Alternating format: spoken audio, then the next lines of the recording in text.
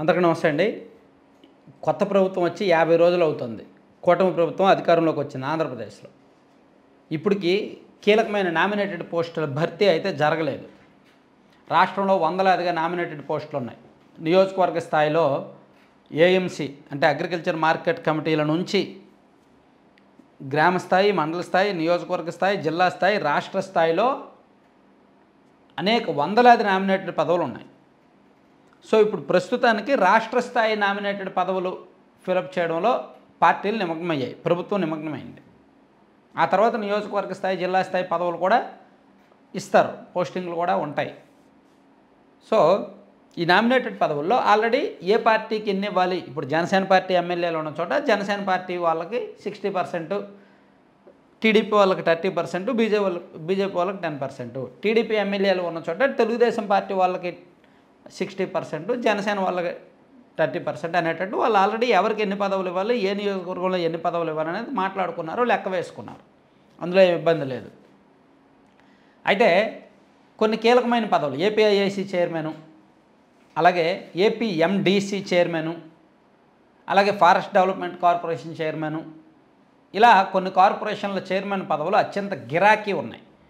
గిరాకీ మీన్స్ బాగా పని ఉంటుంది, వాటికి బాగా డిమాండ్ ఉంటుంది, విపరీతమైన పోటీ ఉంటుంది. అటువంటి కోవలకే టీటీడీ చైర్మన్ పదవి కూడా వస్తుంది. అలాగే టీటీడీ బోర్డు మెంబర్స్ సభ్యుల పదవులు కూడా అలాగే వస్తుంది. టీటీడీ చైర్మన్ అయితే రాష్ట్ర వ్యాప్తంగా ప్రోటోకాల్ ఉంటుంది, రాష్ట్ర వ్యాప్తంగా ఎక్కడికి వెళ్ళినా క్యాబినెట్ ర్యాంక్ ఉంటుంది. బోర్డు సభ్యులైతే with in the Tirumala protocol దర్శనాలు, ప్రోటోకాల్ అన్నీ ఉంటాయి. రాష్ట్రంలో కూడా ఇతర చోట్ల ఏదైనా మీటింగుల్లో ఎస్కాట్లు పార్టిసిపేట్ చేయొచ్చు. సో ఇప్పుడు తిరుమల బోర్డు వేయడం వెనక చాలా లేట్ అవుతుంది. గత ప్రభుత్వం కేవలం ప్రభుత్వం ఏర్పడిన వారం రోజుల్లోనే టీటీడీకి బోర్డు వేశారు. కానీ ఈ ప్రభుత్వం ఇప్పటికీ అధ్యక్షుడు, టీటీడీ చైర్మన్ ఎవరనేది కూడా చెప్పలేకపోతున్నారు. ఎందుకంటే విపరీతమైన పోటీ ఉంది. చెప్పుకున్నాం మనం, మొన్న లాస్ట్ వీక్ వీడియోలో చెప్పుకున్నాం. బిఆర్ నాయుడు గారు, రఘురామకృష్ణరాజు గారు, వీళ్ళిద్దరితో పాటు ఒక టీడీపీ ఎమ్మెల్యే గారు, మరొక ఆయన బీసీ ఒక ఆయన విపరీతంగా ట్రై చేస్తున్నారు. ఎవరి ప్రయత్నంలో వాళ్ళు ఉన్నారని చెప్పుకున్నాం.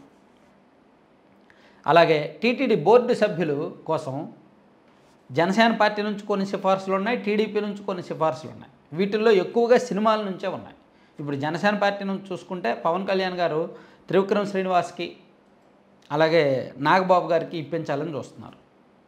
త్రివిక్రమ్ శ్రీనివాస్ కూడా బ్రాహ్మణ్ కాబట్టి, ప్లస్ అతనికి కూడా తిరుమల అంటే సెంటిమెంట్ కాబట్టి, ఆయన ప్రతి సినిమాకి ముందు, రిలీజ్కి ముందు తిరుమల వెళ్తారు కాబట్టి ఆయనకు టీటీడీ బోర్డు ఇస్తే బాగుంటుందని ఆలోచిస్తున్నారు. అలాగే నాగబాబు గారు అందరికీ తెలిసిన నాయకుడు, అందరికీ తెలిసిన వ్యక్తి కాబట్టి ఆయనకు కూడా ఇవ్వాలి. ఈవెన్ చైర్మన్ పదవి ఆయనకి ఇవ్వాలని పట్టుబట్టారు. ఒక రకంగా చైర్మన్ పదవి లేకపోయినా అట్లీస్ట్ డైరెక్టర్ పదవి అయినా ఇవ్వాలని కోరుతున్నారు. ఇలా పవన్ కళ్యాణ్ గారి దగ్గర కొన్ని పేర్లు ఉన్నాయన్నమాట. వాళ్ళ సినీ రంగం నుంచే ఎక్కువ మంది ఉండే ఛాన్స్ ఉంది. ఇక్కడ తెలుగుదేశం పార్టీ నుంచి కూడా అప్లికేషన్స్ ఎక్కువగానే ఉన్నాయి సినీ రంగం నుంచి. అశ్విని దత్ గారు అడుగుతున్నారు టీటీడీ చైర్మన్ పదవి. ఆయనకు ఇస్తారో ఎవరో డౌటు.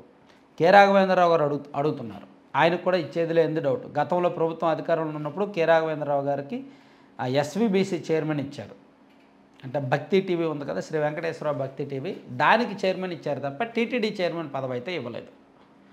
సో దాంతో ఆయన కొన్నాళ్ళు అలిగి కూర్చున్నారు. ఇప్పుడు మళ్ళీ సినీ రంగం అలాగే మీడియా నుంచి కూడా కొంతమంది ఈ పదవులు ఆశిస్తున్నారు, నామినేటెడ్ పదవులు ఆశిస్తున్నారు. మీడియా రంగంలో టీడీపీకి అనుకూలంగా ఉండే ఛానల్స్ కొన్ని ఈ నామినేటెడ్ పదవులు ఆశిస్తున్నారు. రాష్ట్ర వ్యాప్తంగా ప్రోటోకాల్ ఉండే పదవులు ఆశిస్తున్నారు. చంద్రబాబు గారికి ఏమో వాళ్ళకి ఇవ్వడం ఇష్టం లేదు. పైగా సొంత సామాజిక వర్గం వాళ్ళకు కూడా ఇవ్వడం ఇష్టం లేదు. సొంత మీడియా, సొంత మనుషులు, సొంత సామాజిక వర్గం వాళ్ళకి ఇవ్వడం వలన చెడు సంకేతాలు వెళ్తాయి ప్రజల్లోకి అని బలంగా నమ్ముతున్నారు చంద్రబాబు నాయుడు గారు. అందుకే లేట్ చేస్తున్నారు. చాలామంది చాలా ప్రయత్నాలు చేస్తున్నారు, చాలా సిఫార్సులు జరుగుతున్నాయి కాబట్టే నామినేటెడ్ పదవుల నియామకం బాగా లేట్ అవుతుందన్నమాట. Thank you.